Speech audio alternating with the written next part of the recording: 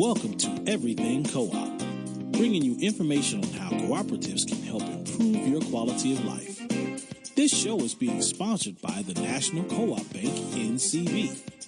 The NCB is dedicated to strengthening communities nationwide for the delivery of banking and financial services for the nation's cooperatives, their members, and other socially responsible organizations. For more information on the power of community ownership, visit ncb.coop. That's ncb.coop. Now stay tuned for your host, Vernon Oakes. Good morning, everybody. This is Vernon Oakes. Welcome to Everything Co-op this beautiful Thursday morning in April. April showers bring May flowers, and we're looking forward to those flowers this year. And flowering is Rosemary Mahoney. Good morning, Rosemary. Good morning, Vernon. How are you? Great. When I look at your accomplishments, I've seen you've been budding and flowering and getting things to grow, normally cooperatives. Well, thank you. So thank you for taking time to be with us today. I'm at the NCG spring meeting. National Cooperative Grocers? Yes. Okay. Yes, NCG. They're having their spring meeting and their annual meeting. So I'm an outside director on their board, and I've been down here for a couple days. Okay. First off, congratulations to being inducted into the 2018 Cooperative Hall of Fame. Well, thank you. Thank you very much. It really is an honor. It's kind of humbling, I have to say. And on May the 2nd at 6 o'clock, there's going to be a dinner at the National Press Club in honoring the 4 inductees this year, which Rosemary Mahoney is one of those. And I was honored to be on the selection committee, and it was tough. It was tough, Rosemary. Well, I've done it in the past. It is hard. It is tough. I mean, just some great people that have made lots of contribution, and you were right there with them. So you started this with, you were looking at your resume, you started this when you were about 2 or 3 years old, right? Well, to accomplish all of this? I just worked on weekends. Okay. No, I started working with cooperatives when I got out of graduate school. So 1987. So how did you learn about cooperatives? Well, honestly, I kind of learned it on the job. So my master's degree is in agricultural economics from the University of Illinois. And when I was finishing my degree, I was interested in working with farmers, but, I didn't necessarily want to be a banker or sell feed or inputs or anything like that. And so when I went to the American Association of Ag Economists and was interviewed in the job fair, one of the groups I was interviewed by was the Agricultural Cooperative Service. And so they hired me to be a cooperative development specialist. And so, for the most part, they taught me about co-ops. I mean, I knew them a little bit. My uncle worked for a cooperative, but, they taught me about cooperatives and they taught me about business development. And so I worked with them for 4 years before going overseas. So I really kind of come late to the co-op movement. I was 50-something, so, okay, you were not late. You were not late. I learned about co-ops as I was managing housing co-ops and fell totally in love with this model for what it accomplishes. So you started in 1987 out of graduate school. I'm curious, how do you get agriculture economics as a major? How did you go there? I was raised on a farm in Western Illinois. And so when I grew up working on the farm. And so when I went to school, I studied agricultural business as my undergraduate. And then I went back home and worked on the farm for a year and a half and then went back to graduate school. And in my undergrad, the courses that I really enjoyed the most were the economics courses. And so moving into ag econ was a pretty easy transition with a couple bumps, but for the most part, it was a good choice. And then I specialized in agricultural policy, which I found really pretty interesting, and did research on farm family income during at the time was a farm crisis in the mid to late 1980s. So that's how I got into ag econ. Okay. What is economics? What is it? It's the allocation of scarce resources, right? The application of labor and capital towards production and productivity. And for me, I'm not very quant-oriented necessarily. I'm much more interested in kind of the, I would say, the multidisciplinary approach to economics, kind of why people behave the way they do. In some ways, why don't. In other cases, it's kind of more interesting why they don't behave in the way you expect them to do. So I'd say I'm a little bit more on the social side of ag econ, certainly than the quantitative side. But for me, it's really interesting is think about some of the externalities, like the things that we don't, as a country, think about in terms of like costs, right? That we don't factor in environmental costs, or we don't factor in social costs. We only look at kind of the financial bottom line. And I feel like I find that stuff really interesting, and think that if we took a broader view of value, a broader view of cost, that might be a really interesting conversation.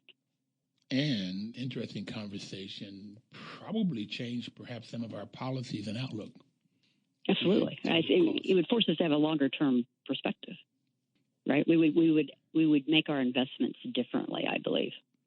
If you look at what I was taught in the MBA program, Masters of Business Administration, decisions were made on what's the maximum return to the investor. Mm-hmm. And that's right. Normally very short-term look. Exactly. And I keep interrupting. Yeah, no, I was going to say, like this quarter, if the long-term view would be a year, but it's more like, right. what's the impact right now?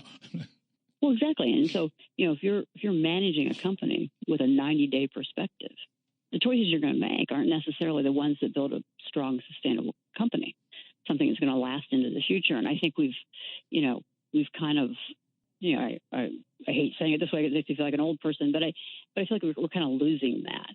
And I think that there's we need to get some of that back, that, you make choices that may not be the best choice for giving back returns in 90 days, quarterly returns, but they're going to be paid off in 5-10 years down the road. But you got to do both.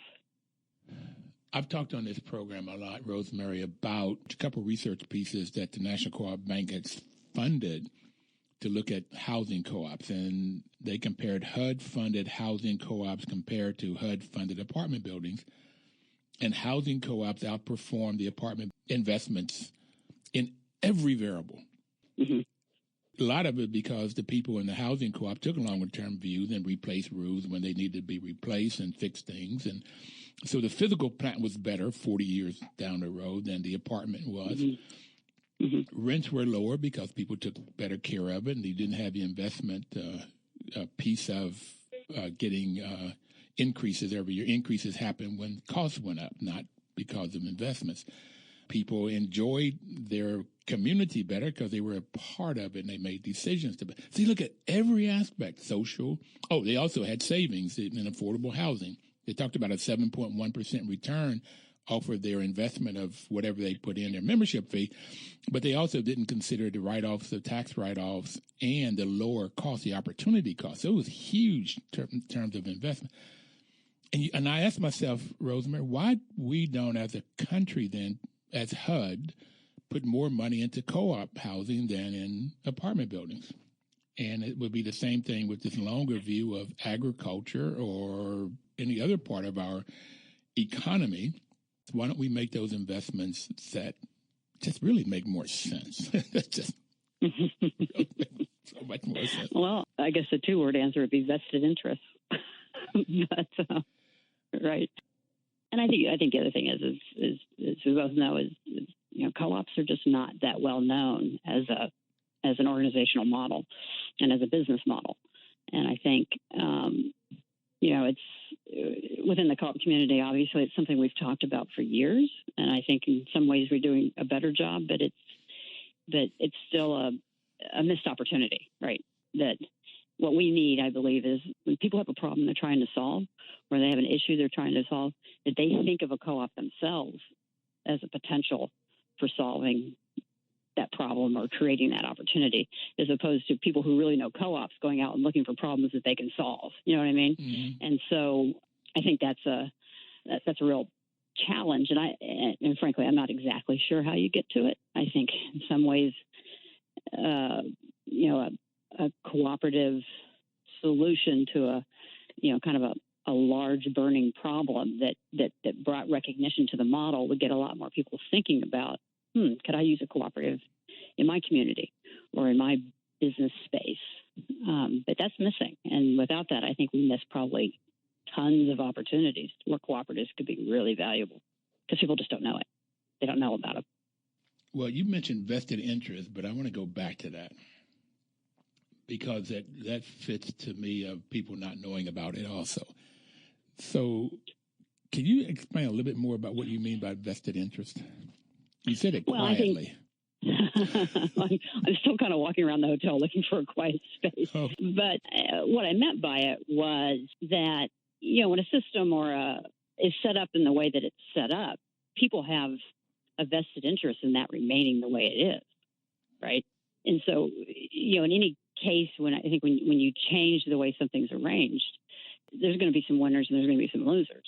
Look at the president talking about a trade war, or tariffs. When he does that, he's essentially selecting who's going to win on trade, but he's also selecting who's going to lose.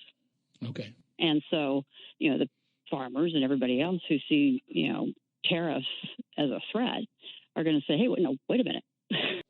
I got a vested interest in the way this trade is set up right now. And they're going to push back. And so that's what I mean by that. So I think, I'm not as familiar with housing. I'm probably only familiar enough with cooperative housing to be dangerous. But we'll come back in. We got to take our first break. And we'll come back and continue this conversation about vested interest and how people make choices in short term versus long term. We're going to take our first break, get the weather, the news, and the traffic, and we'll be right back. Please don't touch that down.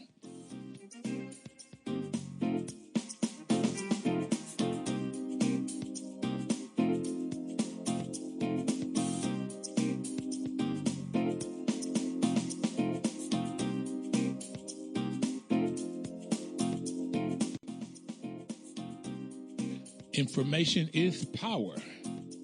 At least if you get the information and put some action to it, then that's where you get your power. So that's why WOL makes a great, great partner for this program. National Co-op Bank is giving you information about cooperatives. So perhaps if you have a community problem, as we were just talking, you could create a cooperative to solve that problem if you know about them. So what we were talking about before the break, Ms. Mahoney, is vested interest. See, I have a little bit, you said if a system is in a certain way that some people wanted to keep it that way, some people will win or lose if you make changes. But when I look at the apartment piece versus co-op piece, the people that own the apartment buildings in that system are normally people with capital. Mm-hmm. And their vested interest is to keep making money off of those apartments. And so they want to get the grants and the loans and low interest loans from HUD to create apartments for affordable housing because they make good money off of it. Where if you gave the money to cooperative housing, then the residents own the property. The likelihood of there being much profit is slim because they keep their rents low as they possibly can for affordable housing. But if there were profits, then the residents would get that profit. So I find that the vested interest is for those folks with capital, and then they give money to hire politicians, and the politicians create policies that will benefit them. So that's my system. Now, I was told once on this program that I'm sinister about that, but I really believe that's true for me. I share your cynicism as well in that respect. I think, but I guess I would say if you kind of give people the benefit of the doubt, the other part of it is it's hard to do something differently, right? So if I've been an affordable housing developer doing it this way for a number of years, and I'm meeting the goals and the objectives that are set by HUD or whoever, and my own board of directors, then, I feel like I've got a successful model. I've got a successful recipe. And, so to change that is a little bit of risk. Mm-hmm. I'm unlikely to change. Something happened in the housing part that they were developing a lot of co-ops in affordable housing in the 60s, 50s, 60s, and 70s. And then something happened within HUD, within policies that changed that. So to get developers to go back to creating co-ops, because co-ops, and one lady on this program said, that co-ops are hard work to get people to where they will make decisions, to understand how to make decisions and then make decisions. That's where the training, the fifth principle comes in. And that takes work and effort. And so sometimes creating a co-op, housing or other, it'll take more time on the front end. That's been my experience. What about yours? You're a developer. Well, You're more developer. Yeah. I don't do housing co-ops. I know. Although I lived in one in grad school. I just remembered that.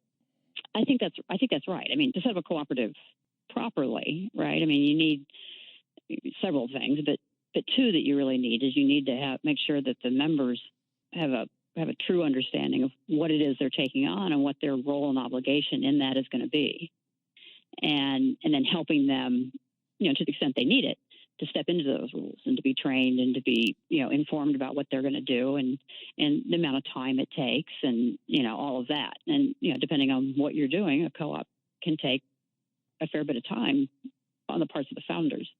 And so I think, we certainly live in a society where many of us feel like we just don't have hardly any spare time. And so, there's that element to it. Then the other is, and a housing co-op, of course, has its own economic or its own business model. But for any co-op, they've got to be successful businesses. They've got to be successful entities in whatever space they're operating. And so you have to have that piece as well, which either means the capital that you need to really start it, the reserves you need to run it, the business volume you need to succeed, the talent you need to manage it and operate it on a day-to-day basis. I mean, you have to have all of those things. Same thing with a housing co-op. All of those things you need. As I say, you may not need them all on day one, but you need them eventually. So that's all got to be part of the plan in terms of how you're putting it together. And so I think if I were an affordable housing developer and I looked at that, I might say, that's a big lift. And it adds some additional costs, right? I got to do the governance stuff. I've got to do, so I might be reluctant to do it. And so part of what I think about in terms of like starting co-ops, or if you want, we can do lots of one-offs, co-op here, co-op there. But if you really want to get into a space where you're really changing that space because you're able to put lots of cooperatives into it, then I feel like, is there a way that we can change that paradigm a little bit? Can we make it easier for people to have a cooperative? I don't know that I know the answer to it, but I think that if we don't answer it, then what we're going to have is, kind of what we have right now, or you're just going to need some opportunity where the cooperative solution is so obvious and so quickly rewarded that people will put a lot of cooperatives into that solution. So you said that when you first got started, they taught you about co-ops and how to develop co-ops. And on your resume, that's what you've done a lot of, is developing co-ops. Could you take us through the steps for developing a co-op? And are these consumer co-ops or worker co-ops, or what kind of co-ops? I've done a few different. I mean, certainly when I started out at the Department of Agriculture, I was working primarily with farmer cooperatives. So farmers were the members. In some cases, it was rural crafts people. So it was all rural work. Over the years, I've done a lot of work with purchasing cooperatives as well, so cooperatives of independent businesses. And then my international work is almost entirely agriculture. And so that's, again, but it's smallholder farmers. So you'd be talking, farmers that have, 2 to 5 hectares generally, and their only tool is a hand hoe for farming. So, it's that kind of agriculture. Yeah, so essentially the steps are that, somebody's got to identify the need, right? The common need or the common challenge that, confronting their community. So let's say it's farmers, they say they can't get, they have trouble selling individually. They could negotiate better if they were in a group. They could get access to seed or inputs if they were in a group, things like that.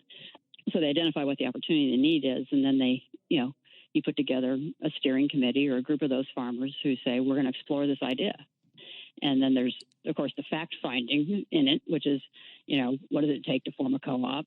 What's it going to cost me?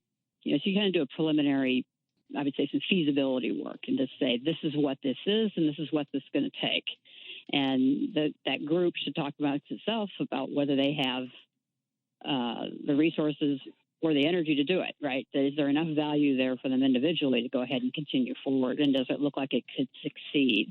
And if it does, then they need to start putting together, those additional details, which would be a business plan, their founding documents to say, there's a business plan to say, this is the amount of volume we're going to have to succeed. This is what it's going to take to finance this. This is what, the governance and the structure of this thing is going to look like. And then, you would have to, if they, again, agree that all seems doable, then they have to start executing it. So they would, incorporate, they would start with their founding members. They would start to, grow their membership according to their plan, start their operations, find startup capital. It's like, at that point, it's just like starting any other business, except that you've got the governance piece of it being a cooperative. And I guess that's where it takes more time. It can, sure yeah. People understand the governance piece and their responsibilities. Right. Right. And for if a group has the resources, right, they can hire an outside consultant or a co-op development center or somebody like that, to help them get through that process. And that can help certainly do that startup piece, that fact finding, feasibility, business planning piece. You could do that a lot quicker because you've got somebody working on it. Mm-hmm. But the trick there is that you can help people do that, but you can't do it for them. So you can help them put together a feasibility analysis. You can help them put together their business plan, but they got to own it. It's got to be theirs. It can't be yours as a consultant. Okay. So I just real quickly, you said something I'm going to go back to. You said that a lot of Farmers International had a couple of hectares, and I had to look that up as 2.5 acres approximately. So if they had so it'd be about 5 acres. 5 acres. Okay. So a small piece of land, five football fields from end post to end post. I try to get what an acre is. So we got about 5 football fields. Okay. We're going to come back, and I would like for you, if you would, we're going to take our next break here, but I'd like if you would just maybe think over the break and give us an example of either an international co-op that you have to create, the steps that you went through and where they are, and maybe something nationally that you've helped to create and where they are and how much time did it take for these different steps. But we'll be right back.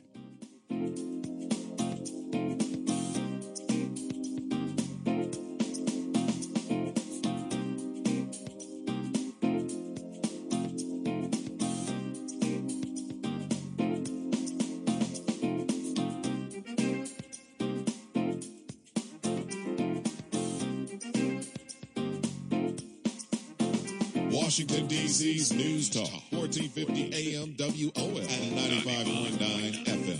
Welcome back, everybody. We have Rosemary Mahoney, who's online with us today, and she will be an inductee to the Cooperative Hall of Fame 2018.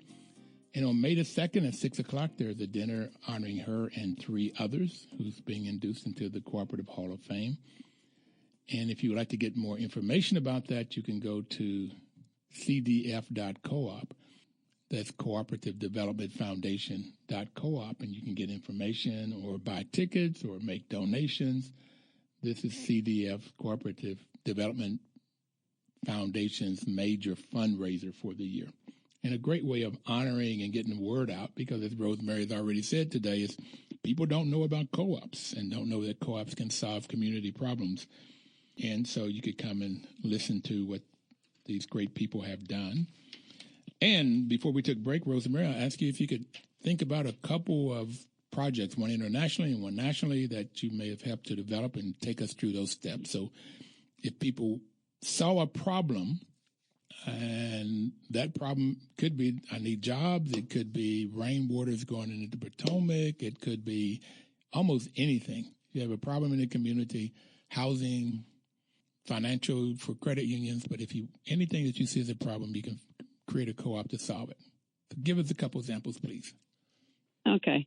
First of all, I thought you said international or national. Right. Well, that's okay. I'll come up with another one. But so, given my age, I have to go to one of the most recent ones that I've worked on, which is here in the U.S., and it's Blue Hawk Cooperative, which is a cooperative of HVAC, so heating, ventilation, and air conditioning distributors here in the U.S. And so, in that case, I got a phone call from a guy who ran a distributor in Chicago and said, I want to look at a cooperative. I read about them in Crane's Business Journal of Chicago. I read about, True Value or whoever it was. And he said, look, there's a bunch of co-ops in this space, but they're closed. They won't take any more members. And so the independents out there who aren't already a cooperative most of us are aggregating buying groups, so we know we're not getting good deals. We're not getting as good a deals as the guys who are in co-ops. And so we want to look at doing a co-op. So I put together a team to work with him and said, you have to be our partners in terms of bringing the sector expertise to this project. And so the first thing we did was he put together a group of like 6 or 7 business owners in that space that would be respected by other owners. And people would say, well, if John's involved, then that's something I think I should take a look at, right? Mm-hmm. And we laid out what the steps would look like to put together a cooperative, and that plan included, probably 3 or 4 go, no go decision points. And this steering committee was going to have to manage that. And so the first thing we did was we did feasibility analysis of the sector, because one of the concerns was if there's already a bunch of co-ops in this sector, first of all, is there enough people who are not in cooperatives to make this work? And second of all, will the vendors in this space agree to work with another cooperative, right? So, we got that done in probably about 6 weeks. And the response was that, the real opportunity was this is a space that knew co-ops. The vendors were used to working with co-ops and liked working with co-ops. And so, it was something likely to be able to work. And so we helped put together working with an attorney, of course, to help put together the organizational documents to form this cooperative, and then had the founding meeting with the steering committee, and they became the board, did all of their founding resolutions, accepted all of their legal documents, the membership agreement, all of that stuff. And then we went out and kind of actively started recruiting members.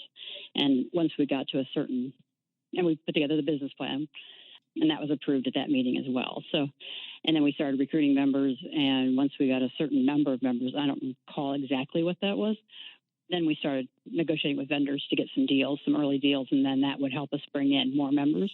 And so then it just becomes kind of a step process. You bring in a certain amount of volume, and then you can get at more vendors who will negotiate deals with you. And then they also hired a CEO. And of course, in this case, they hired Lance Rantola, who was very familiar with purchasing co-ops, had worked with him for a number of years. And so, he was able, this cooperative grew quite quickly. They had, something like 300 members within, 18 months or something. But I'd say from the point of that first phone call until we had launched the cooperatives and recruiting members was probably less than 6 months. But in that case, you're working with business owners who have resources, highly motivated to do it, particularly once they saw what the value was going to be. So that's one where it's a little bit, I won't say it's easy. There's always complexities in it, and you need to make sure people are aligned and understand what they're doing. But it wasn't overly difficult, and it's been, in my opinion, quite successful. I want to go back a minute and make sure that I have it and other people who are listening have it. So in this case, these are people that distribute heating, ventilation, air conditioning units. So they're not the manufacturer. These are companies that distribute this product. Right. So their customers would be contractors, right? Right. For the most part, and that could be either residential or it could be commercial. All right. Or it could be both. Right. So that's called a purchasing cooperative. So there's basically 4 types of co-ops real quickly. One is if the employees own the business, then it's a worker cooperative. If it's owned by the customers, it's a consumer cooperative. An example of those are credit unions and housing co-ops. And a purchasing co-op is when people come together so they can buy things together, and hopefully they'll get a better product or as good, if not best product, at a lower price. And if you form that co-op, then they can hire staff who become experts at dealing with the manufacturer or whoever they're buying from. And then you could have a marketing co-op. If you're making something, you could end up marketing. And farmers are ones that have purchasing co-ops, and they have marketing co-ops. Those are the basic 4. So in this case, it is a purchasing co-op. And so it took you 6 months. That's wonderful to get people together, get up to 300 or so different distributors throughout the U.S. Is that correct? Yeah, it took longer to get 300 in. It took about 18 to 24 months to get up to 300. But we had the co-op up and going, and I think it was profitable within a year, or it was cash positive within a year. It was probably profitable within 2 years. cash positive is best. Okay. Well, and those co-ops and the other reason they're not complex is because, they're less complex is because, this type of a purchasing cooperative doesn't handle the product. It only negotiates the deal and the rebates and and things like that. And then then works really hard to get its members to use the deals the cooperatives have put in place. And so from a vendor's perspective or a manufacturer, they like these cooperatives because they save them on marketing, right? Mm-hmm. If I can really deliver my members to buy the product, if you give me this deal, I'll do my best to deliver those members. And if you can do that, vendors will work with you because it helps them on their marketing. Right. And so looking at Blue Hawk, I see they have 8 staff members. Yeah, they're small cooperatives generally. It's small, and at the same time, that's the staff that helps all of the members, how many ever there are, get better deals and negotiate the contracts. That's why I like dealing with purchasing co-ops. I don't have to go out and do all of that, reading all of the contracts and negotiating the contracts. They go do that for me. Right, right. Well, I mean, if you're sitting out there, Vernon, let's say you own an HVAC distribution, right? You could walk up to, you go to your national trade show and you walk in the room, you're one of the smallest businesses there. If you walk in with Blue Hawk, as a Blue Hawk member, you're one of the biggest. And, and that makes a difference in the conversations you have and how you operate your business. You're part of a group that's as big as anybody in that industry. And that's important, particularly in an economy that's changing as fast as ours is. And you also have all these business partners that you didn't have. You were out there all on your own trying to run your business as best you could. Now you've got 300 people you can talk to about everything. What are they doing and how they're doing it? Yeah, everything and anything. I'm on Blue Hawk's webpage, and they literally do have members throughout the U.S. And most of it toward the east, which is interesting. From Chicago to the east, from New Orleans to the east, Texas.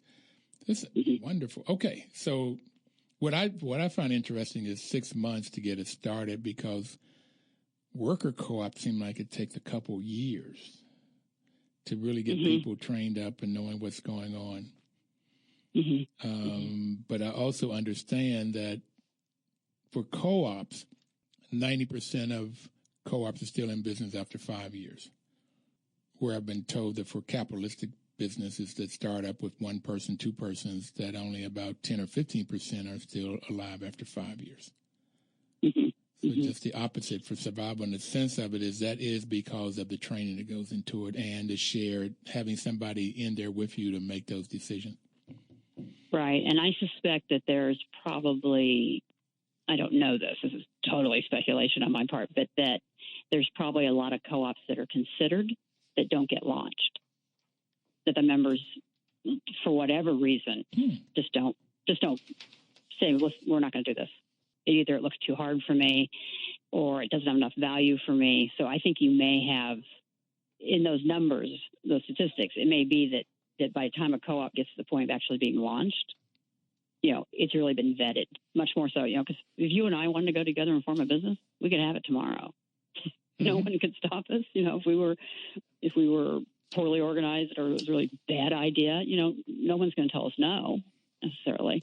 But in a co-op, you got to sell that idea to other members who are going to join and put their money in. And if you can't make the case, they won't join, and you probably won't even start. That's an interesting piece to it. Yeah, I hadn't thought about that. It's just, so there may be some internal vetting or with the co-op through that training and marketing part of it, promoting it, the business. Okay. Yeah. That makes sense. Yeah, there may be a screen up front, I think, that maybe helps us get the bad ideas out before they get started. So I shouldn't say bad ideas, but the things that are not feasible get stopped before they get started. Right. Got another example? Well, I can tell you a little bit about my work overseas. A lot of that is with groups that are already started, right? And so, but they either want to strengthen or they want to maybe improve their practices in terms of how they're operating. And so the challenge you have is obviously, and if you look at most of my work's in Africa, so if you look at the scale and the dynamics that if you've got farmers that are their land holdings are as small as what we discussed, 5 acres, they're taking a certain amount of that production, they're using it for their own families, and so what they market can be very small. It can be maybe $500 to $1,000 worth of product a year. But the exporters, the buyers of that product are really quite large companies. And so, so you start to think about what it takes to do the aggregation.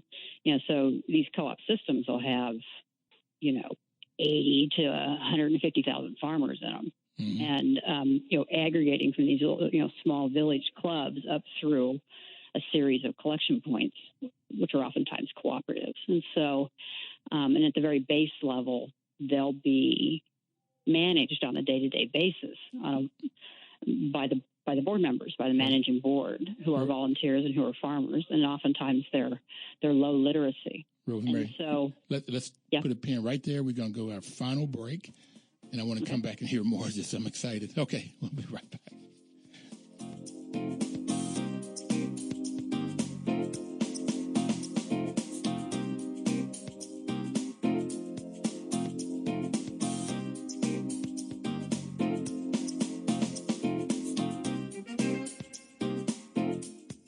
Washington, D.C.'s News Talk, 1450 AM WOF and 95.9 FM. Okay, we're back on. This is Vernon Oakes. Everything Cooperative is the program. Rosemary Mahoney is our guest, who has just done a lot of great work within the cooperative world. And Rosemary, before we took break, you were talking about your experience internationally helping develop cooperatives. Could you continue that conversation, please? Yeah, sure. So as I was saying, so a lot of these farmers are also there's low literacy, and they're running their farms, and so if you really look at these village-based cooperatives, they're kind of your bulking or your aggregation entity, and so but the farmers, like anything, it's really important that there's a high level of trust there, and that people understand that if I'm in leadership role in this cooperative, there's a duty of care there, right? That I'm responsible for making sure that we're I may not have financial statements, but I can still have systems that are appropriate to the scale of my operation and what we're doing, and that it's important that we adhere to those, right? So that farmers trust that cooperative is a place they can take their product, be paid, the product will be handled properly, it'll be sold, and that farmer's interests are being represented through the co-op. And so, a lot of the work I've been doing here lately is really around, kind of leadership training programs and structures to help kind of build that knowledge and that, help people work through what it means to run a co-op and to be a leader in their community to do that. And then, the levels above that, then they become a little bit more sophisticated in terms of, their accounting systems and stuff like that. And so we've developed programs and training courses called the Agribusiness Leadership Program that will provide capacity building for both these, kind of basic village-based cooperatives, but then also the larger ones that sit upon those that are a little bit more sophisticated, maybe have hired managers, that sort of thing. And so it's work I'm doing with the International Finance Corporation, and it's which is part of the World Bank Group. And so, the bigger piece for IFC is that they're looking at some sort of a credit facility typically. So to try to improve the access to credit to these organizations that are serving farmers. What part of the world are you working in? Let's see. A lot of it's in West Africa, so Ivory Coast, Cameroon, and that's cocoa, cotton, cashew, and then I've been doing some work in East Africa, which is World Food Program, World Food Program buys from local organizations and farmer organizations, but then they distribute the food within the region where there's places of food shortage. So they're buying pigeon peas and corn and things like that they distribute then to other parts of the region. And then Ethiopia, That's chicken, poultry, and barley. So barley cooperatives. The poultry part was not cooperatives, and then where else? Malawi. So those are where I've been to in the last year. Do you travel a lot too to all of these places? I do. I am here lately. I've been going to Africa for maybe 3 to 5 times a year, but then I also travel quite a bit in the U.S. for my work. Okay. And your address is in Virginia. It is. I live on a small farm south of Charlottesville. So when do you have time to farm? Well, that part of my life didn't work out. I was going to be we were going to farm and take product up to the farmers market in Charlottesville, which we did for a number of years. But we decided that with the rest of our lives was a little bit too complicated. So I have a big house garden that is really well maintained when I'm home and poorly maintained when I'm traveling. Okay. So it's one of those deals I'm oftentimes catching up on it when I come home from a trip. Question: do you like what you're doing and like what you have been doing in your life? I do. I feel really lucky. One of my nieces asked me that the other day. How did you get into this? And I just feel, same thing you said earlier, Vernon. When you found cooperatives, you thought, wow, this is a fantastic model for what I'm trying to do. And for me, it's been fantastic in terms of, the community, the people I know, the work I do. I feel like, when we're successful, we really help others be successful, right? And it's interesting. It's incredibly interesting to be able to travel and go to all these places. It's difficult. It's hard because the progress can be so slow, and you question at times whether it's making any difference. But what if we didn't even try? That you're at least giving people an opportunity to succeed in a situation where they are without question, the smallest entity in the room. So the reason I hear that, not just like, the reason you love what you're doing is because you're helping other people help themselves. Mm-hmm. Is that kind of? Yeah, ultimately. And I really, I do consult. I really like consulting for me because it allows me to work in a lot of different, not only places, but a lot of different industries, a lot of different channels. So, I'm bringing cooperatives. That's what I know. But I can bring it to a lot of different channels and a lot of different situations. And so then I'm constantly learning things I didn't know. Like I didn't know anything about HVAC. It was the guys I worked with that taught me that. Mm-hmm. But they didn't know anything about co-ops. So, it works really well. So the reason I've got is the values, the cooperative values, the ethical values are honesty, openness, social responsibility, and caring for others. Mm-hmm. And when you look at those values, to me, that's why, and everybody in 4.5 years, I've asked that question, and I've asked it to most people on the show. It always comes, I love what I'm doing. And it normally comes down to those values and seeing those values get implemented and seeing people, let's say it another way. Dame Pauline Green said on this show, she was the president of International Cooperative Alliance, cooperatives help people come out of poverty with dignity. Yeah, Pauline's great. Yeah, I completely agree with that. It's in some ways I've been thinking about this. If you look at kind of the American myth or the American narrative about, the strength of the individual, right? That we're built on individual endeavors. But, the reality is, nobody succeeds alone, right? And so in some ways, cooperatives themselves are the counter narrative to the American myth. But I think they're the truth. I think that the thing of the individual is the myth. And the collective action that we do through cooperatives, that's the truth. Is what's made this country successful and what gives people opportunity. Very few, only Lewis and Clark, went west on their own. Everybody else went with a group. I mean, and they had a group, and you don't get me wrong, but there was still a group. It would, yeah. But they couldn't have done it alone. So you love what you're doing. Now, we only have a little bit more time. CoopMetrics. Mm-hmm. I have a sense of it, but what do you all do there? Okay.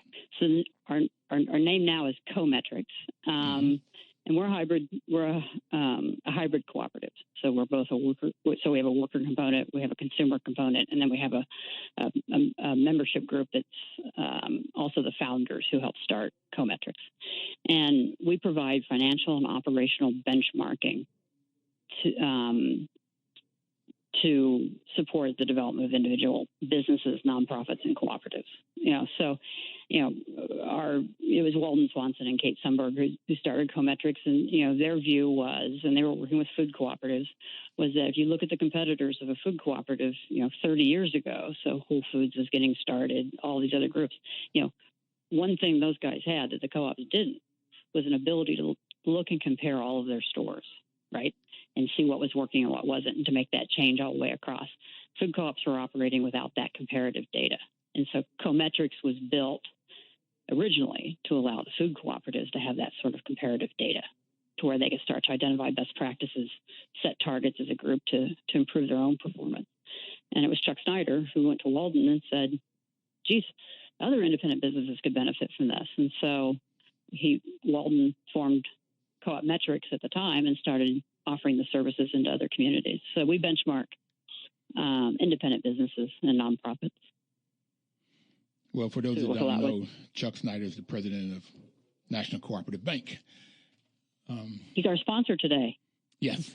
He's been the sponsor for 4.5 years. If it wasn't for his encouragement, not just the dollars, but his just sort of brought him an idea, and he said, that sounds like a great idea. Let's do it.